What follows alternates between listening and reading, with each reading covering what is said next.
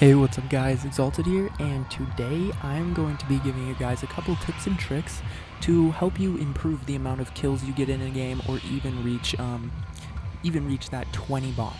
So, to begin, what you're going to want to do is you're going to want to pay attention to the bus drop. You're going to want to look for the closest city that the bus drives over. So in this situation it was Greasy.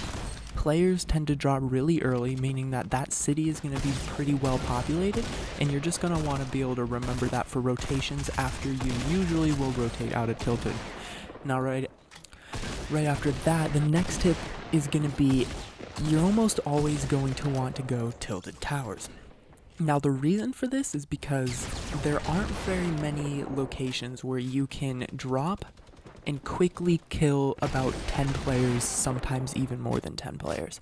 90% of the time, if I'm going for a 20 bomb, I'm going to Tilted Towers, and the only other exception to that is maybe when they release a new location on the map, it's very populated, or maybe if there's a challenge that people are being drawn to that makes that location very populated as well.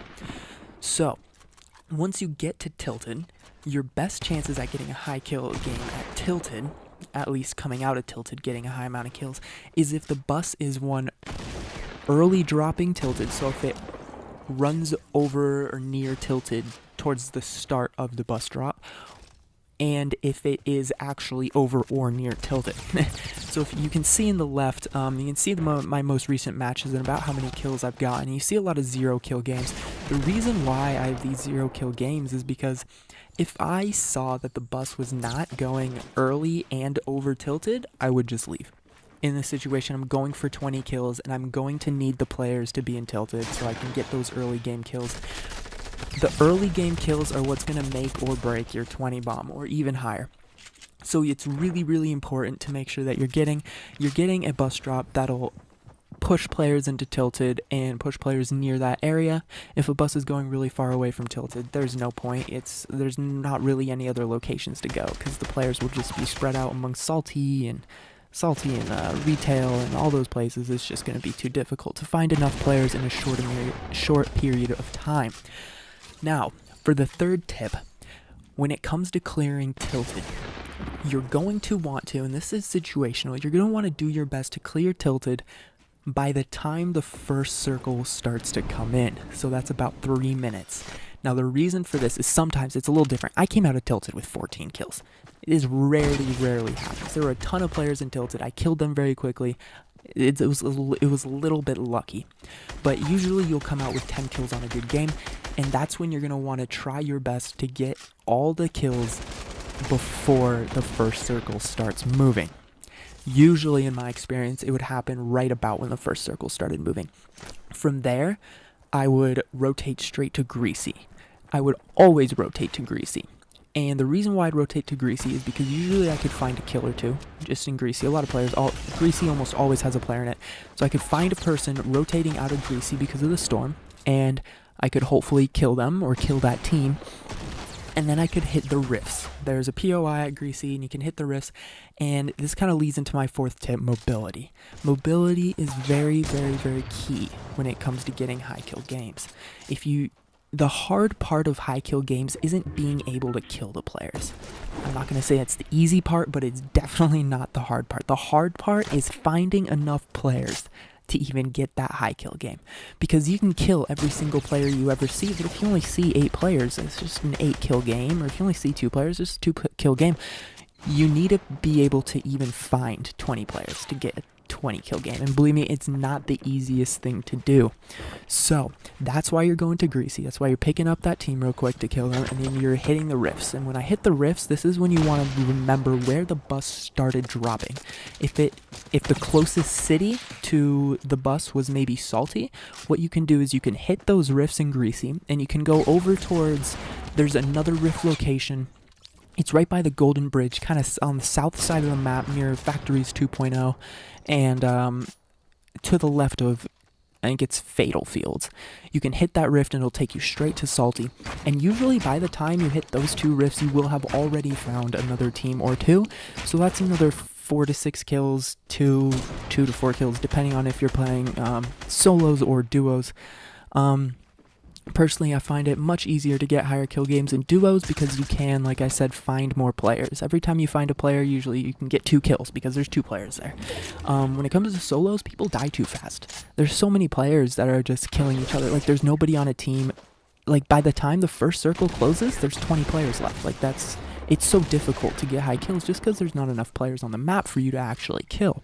That's why I find duos a little easier, but it is harder because you do have to kill 2 people. You're pretty much always getting third party. Now, we've talked about using rifts, using launch pads, and launch pads, it comes to luck. Using these things to manipulate yourself around the map so you can find more players to kill. After that, this is when it starts to get a little more towards the late game. The late game when going for a high kill game is completely different than the beginning to middle game. Beginning game, you are just W key bum rushing every player you hear, every player you see, everybody. You want every possible kill. Same with mid game. Mid game, it's not as much bum rushing everybody, it's trying to find them. Mid game, you need to use the circle rotations to your advantage, and by this I mean use the circle rotations so the bigger part of the circle that's getting pushed into the circle is usually going to be more players. So the bigger area that's going to be in zone usually has more players, and they're all going to be pushed into one spot, and you're going to want to prioritize getting to that spot so you can kill more players, because there's usually more players when they'll all be in one spot, so they'll be closer together, it'll be easy to third party and get easier kills, things like that. Now the mid game is, like I said, it's difficult, but it's not as like W key gang as like the early game, just because you're spending a lot of time finding these players. But the late game is completely different. The late game, you need to play very safe. The late game is when there's a lot of really good players. These players have, 1, made it to the late game, and 2, because they have made it to the late game, they're probably full on health, full on shield. They have very nice items, plenty of ammo and mats. So this is where you're going to play it very safe. And I'd say late game starts around top 10, about top 10, maybe top 15, usually top 10. In this situation, you can see I have 21 kills. There's 1 team left in front of me. This player looks pretty decent, but what I'm doing is I'm just holding my high ground. I'm just waiting for the zone to come into me. I'm waiting for them to be pushed. Now this player, he's a pretty decent player. He's reinforcing himself. He's not letting me shoot him down because I'll get sniped by his teammate if I peek for too long. But you see right here, the zone actually killed him.